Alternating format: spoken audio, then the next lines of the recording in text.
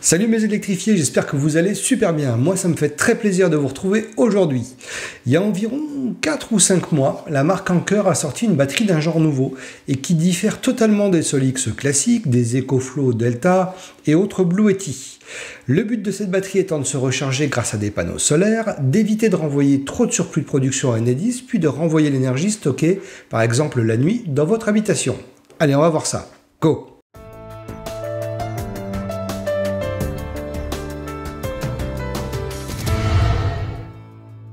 Alors, ce que je vous propose aujourd'hui, c'est une découverte, analyse du produit, mais sans l'avoir chez moi. Vous avez été nombreux à me demander un retour à son sujet. Bon, malheureusement, j'ai contacté Anker plusieurs fois et je pense que pour le moment, ça ne les intéresse pas d'avoir un partenariat avec moi. Mais je me trompe peut-être. Je suis peut-être trop petit en termes de nombre d'abonnés ou alors ils ont épuisé leur quota youtubeur pour faire la promotion de leurs produits. Bref, ça m'empêchera pas, d'en parler, mais par contre, je pourrais vous donner aucun retour au sujet du fonctionnement. Alors, à la base, la SolarBank, c'est ça, un rectangle qui a l'air plutôt bien fini et qui du coup est IP65, étant donné qu'il peut rester dehors, sous vos panneaux ou à côté. Mais bon, c'est quand même mieux de le mettre sous les panneaux et de préférence à l'abri du soleil direct. Cette boîte magique permet un stockage de 1,6 kWh et c'est extensible en la doublant à 3,2 kWh en ajoutant donc une seconde SolarBank. Alors c'est une batterie de technologie LFP comme tout ce qui se fait maintenant et elle est donnée pour 6000 cycles. Alors c'est là que ça change un petit peu de ce qu'on nous dit d'habitude, mais c'est juste la façon de dire. Car par exemple avec EcoFlow, pour leur batterie LFP, vous êtes tous et toutes habitués à ce qu'on vous dise entre 3000 et 3500 cycles à plus de 80% de sa capacité. Ce qui veut dire que passer ces cycles de charge et décharge, d'ailleurs un cycle c'est une charge et une décharge, la batterie sera toujours à 80% au moins de son état et de ses capacités. Alors qu'avec Anker on parle de 6000 cycles. Et alors, 6000 cycles et puis elle est morte? Elle sera à combien de ses capacités? Bon, j'imagine quand même que si c'est une batterie LFP et que chez EcoFlow on tombe à 80% après 3000-3500 cycles, je pense que la SolarBank aura encore environ 50-60% de ses capacités après ces 6000 cycles. Bon, après donnez-moi votre avis en commentaire. Vous pourrez grâce à elle renvoyer dans le réseau électrique de votre maison entre 600 et 800 watts.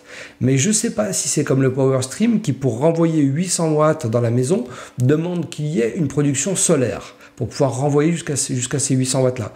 Donc je ne sais pas. Là il va falloir que les possesseurs de Anker me donnent la réponse. Il est expliqué sur la fiche produit de la Anker SolarBank qu'on peut l'utiliser avec tous les micro-onduleurs du marché, mais juste en dessous, il est également dit qu'avec le micro-onduleur Anker MI80, vous pourrez mieux personnaliser ses capacités et avoir un meilleur rendement.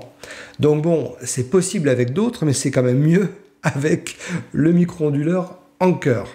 Et là, je fais appel à ceux qui ont installé des SolarBank sur des panneaux en autoconsommation type Sonetic, Sonology, Matter France, BIM et autres, car j'aimerais avoir votre avis sur ce qui change vraiment niveau personnalisation quand on a ou pas un micro-onduleur Anker MI80. Alors, l'installation est très simple et ne devrait poser aucun problème, sachant qu'il ne faut aucune notion en électricité pour l'installer.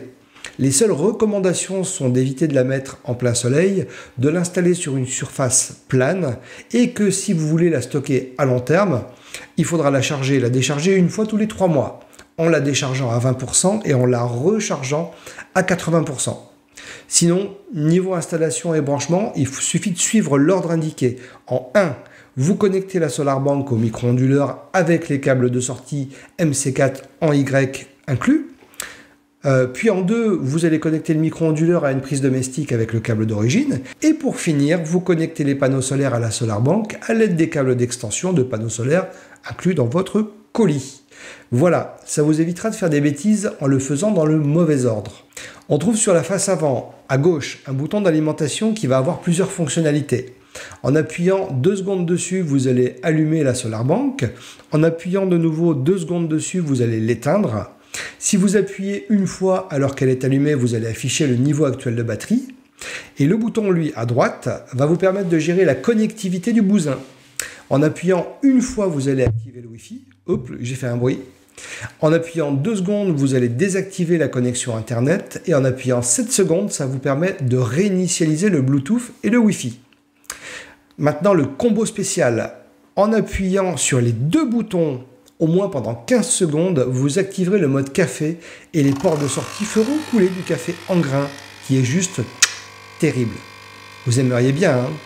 C'est comme les pubs de batterie, vous savez, les batteries nomades, où les mecs se trimballent avec la batterie nomade, la cafetière à grains, les 10 kilos de café dans le dos, et j'en passe pour pouvoir se faire un café en pleine nature. Bref, en vrai, avec ce combo, en appuyant sur ces 2 boutons pendant au moins de 15 secondes, vous allez réinitialiser la SolarBank. Du coup, au milieu, les LED d'état vont vous donner plusieurs types d'indications. Un clignotement blanc intermittent veut dire que ça charge. Blanc fixe, c'est le niveau actuel de la batterie. Et pour le bouton de droite, on trouve une petite LED au milieu qui indiquera en clignotant vert que le produit est déconnecté d'Internet, en vert fixe qu'elle est connectée à Internet, et aucune lumière voudra dire que la connexion est désactivée. Et si vous voyez du rouge, courez! Non, c'est un avertissement de dysfonctionnement. Donc il y a quand même un problème, mais je ne pense pas que ça risque d'exploser. Elle est Bluetooth et Wi-Fi, et je suppose que comme tout matériel de ce type, qu'il faudra que pour capter correctement le signal, elle ne soit pas trop éloignée de votre box Internet ou votre routeur. Au cas échéant, il faudra mettre un répéteur Wi-Fi ou un truc dans le genre. Sur le côté gauche, vous allez trouver 2 paires de connecteurs MC4 qui vont vous permettre d'y connecter 2 panneaux solaires, ayant en termes de caractéristiques une tension circuit ouvert totale entre 30 et 55 volts, un ampérage de 36 ampères max et une tension d'entrée max de 60 volts DC. Si vous souhaitez relier un micro-onduleur déjà existant, par exemple sur un panneau en autoconsommation type Sonetic, Sonology, Matter France, BIM, etc., il faudra que les capacités du micro-onduleur en question soient en relation avec les spécifications de sortie du SolarBank, de la SolarBank. Donc des sorties en MC4 entre 11 et 60 volts, 30 ampères et 800 watts max. Du côté droit, on trouve 2 connecteurs MC4 pour la sortie PV. Le branchement classique, c'est donc de relier 2 panneaux solaires sur le côté gauche de la SolarBank et en sortie à droite, vous allez vers le micro-onduleur qui lui sera branché ensuite au réseau de votre maison via la prise CA. Pour ceux qui souhaitent une plus grande capacité de stockage, il est possible de connecter 2 SolarBank ensemble. Le branchement sera un tout petit peu différent et vous utiliserez les câbles en Y que vous connecterez soit à un micro-onduleur déjà en place sur votre panneau solaire, soit si vous n'avez que des panneaux solaires sans micro-onduleur, vous achèterez un micro-onduleur Anker en option ou sur un autre micro-onduleur d'ailleurs. Le tout, c'est que ces caractéristiques soient compatibles avec celles de la SolarBank. Puis en sortie de micro-onduleur, vous allez avoir une prise CA que vous connecterez à la prise de votre habitation. Par contre, si vous n'utilisez pas le micro-onduleur Anker, il faudra prévoir d'acheter séparément ou non. Alors je ne sais pas trop car sur la doc c'est fourni avec, mais je ne suis pas sûr du tout parce que sur le site ils disent que c'est pas fourni. Enfin bon bref, c'est un peu compliqué, je ne sais pas. Et là je parle de l'interrupteur de sortie qui est vendu par Anker, qui vous permettra de choisir de charger en priorité votre SolarBank. Dites-moi, pour ceux qui ont des SolarBank récemment, dites-moi si cet interrupteur de sortie est fourni avec ou non. Petit moment promotion, 10 secondes. Aidez la chaîne en vous abonnant, vraiment, et n'hésitez pas à mettre des messages si vous êtes satisfait de ce que je vous propose. Merci, merci, merci, merci. Et ainsi, vous m'aiderez à peser un peu plus lourd dans la balance des youtubeurs français. Alors, c'est pas juste pour peser plus lourd, ça je m'en fous. J'ai déjà mon poids, hein, c'est bien. C'est juste pour avoir un peu plus facilement des partenaires. Je ferme la parenthèse promotion. Alors, comment fonctionne la SolarBank ? Vous avez compris que cette SolarBank en fait, va se placer entre votre panneau solaire et le micro-onduleur. Du coup, la production solaire va être acheminée vers la SolarBank et l'énergie solaire devient soit de l'électricité pour votre maison ou appartement, ou bien va être stockée dans la SolarBank afin d'être redistribuée quand vous le souhaitez. Par exemple, vous avez un talon de consommation à 200 watts qui est plus ou moins géré par des panneaux solaires en autoconsommation en journée et vous souhaitez que le soir, quand vos panneaux ne produisent plus rien, eh bien que l'énergie stockée dans la SolarBank aille dans votre habitation. D'autres exemples sont expliqués sur le manuel de la SolarBank comme ceci. Si votre demande d'électricité est de 100 watts à midi et que la production d'énergie photovoltaïque est de 700 watts, la SolarBank permet à 100 watts de s'écouler dans le micro-onduleur pour entrer dans le réseau et 600 watts sont stockés dans la SolarBank.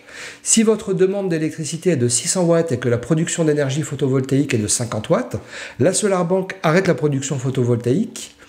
Et du coup, votre SolarBank utilise plutôt l'énergie stockée pour distribuer 600 watts à votre domicile. Le matin, si votre demande d'électricité est de 200 watts et que la génération d'énergie photovoltaïque, ou plutôt la production, est de 300 watts, la SolarBank fournit de l'électricité à votre domicile via le circuit de passage en fonction de vos paramètres. L'excès d'énergie est stocké dans la SolarBank. Alors, visiblement, il y a des limites car on voit que quand les panneaux ne produisent pas assez et que la demande de renvoi dans la maison est conséquente, la SolarBank coupe la production solaire pour se dédier au renvoi d'énergie dans la maison.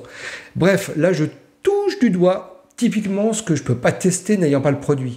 Et donc pour le coup, je vous demande à vous, possesseurs de SolarBank, de me donner vos retours à ce sujet. Quant à moi, peut-être qu'un jour j'aurai en test le modèle SolarBank V2 ou V3 quand j'aurai 15 000 abonnés. Oh non, 150 000 abonnés. Il faut être positif et ne pas avoir des pensées limitantes. En tout cas, je trouve que le système est plutôt bien pensé, dans le sens où on avait des batteries type EcoFlow, Blue Yeti, plus ou moins nomades, qui ont des capacités plus ou moins grandes et avec la possibilité de brancher un peu n'importe quel appareil dessus pour le recharger, avec également la possibilité de connecter votre batterie EcoFlow Delta Pro ou toute autre batterie de ce type à un inverseur de source pour alimenter votre maison ou appartement. J'en ai déjà parlé dans cette vidéo là-haut. Donc allez jeter un petit coup d'œil. C'est intéressant si vous êtes soucieux des coupures d'électricité ou que vous souhaitez utiliser une batterie comme la Delta Pro conjointement à un PowerStream afin de pouvoir en journée charger votre Delta Pro, une fois fait renvoyer le surplus de production solaire dans votre habitation, comme le ferait un panneau solaire en autoconsommation, et le soir venu renvoyer à votre convenance de l'énergie dans votre habitation. Là, avec la SolarBank, on n'a pas toutes ces possibilités, il n'y a aucune prise dessus et vous ne rechargez pas d'appareil via une prise CA ou USB. Si le courant est coupé, plus rien. C'est la même chose avec un PowerStream de toute façon. Du coup, même si elle est chargée à fond, sans réseau Enedis, vous ne renverrez pas d'énergie dans la maison. C'est une sécurité afin de ne pas renvoyer de jus sur les lignes si des agents Enedis travaillent dessus. Par contre, en l'utilisant de la façon la plus classique pour laquelle elle a été conçue, c'est-à-dire éviter de renvoyer trop de surplus de production solaire dans le réseau Enedis, et ensuite renvoyer ce qu'elle a stocké dans votre habitation le soir venu, pour moi c'est parfait. Au moment où vos panneaux ne produisent plus, elle renvoie de l'énergie chez vous. C'est une super solution.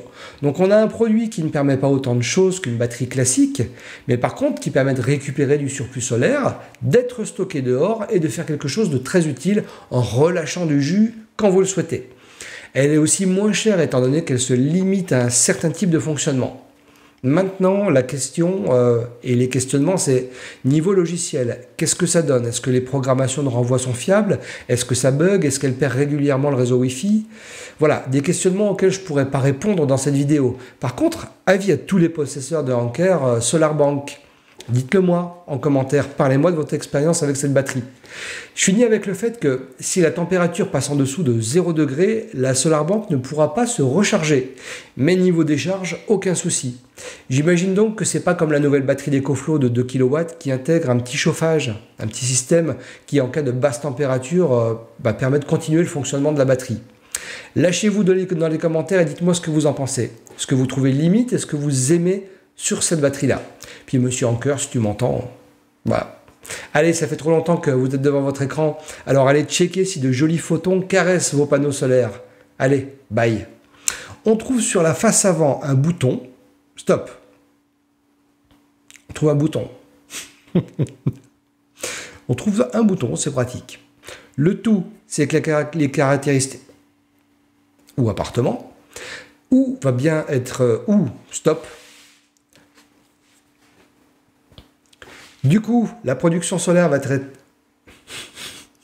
Je ne vais pas y arriver. Par exemple, vous avez un talon de consommation à 200 watts qui est plus ou moins géré avec des panneaux solaires en autoconsommation. Vous avez compris? Ok. Cette vidéo, c'est la loose. Par exemple, oh putain. Par exemple, vous avez...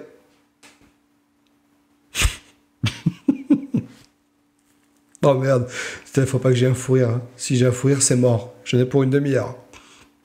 Alors, parce qu'après vous allez me voir avec des yeux rouges et tout, vous allez dire il a pleuré pendant cette vidéo. C'est tellement émouvant une solar bank.